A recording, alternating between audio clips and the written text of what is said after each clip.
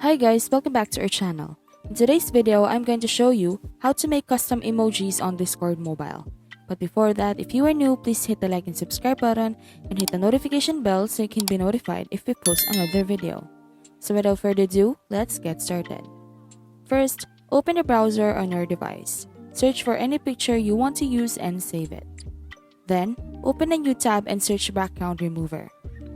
Choose any website you want and upload the image you want to remove the background.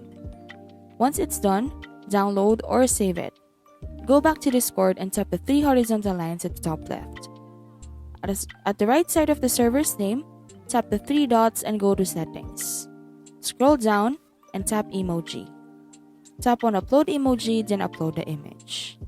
Then go back to the server's chat section, tap the chat box, then Emoji, and you will see the emoji you created. That's it. Thank you for watching. We hope you learned something from this video. Don't forget to like and subscribe and hit the notification bell if you want to see more of this.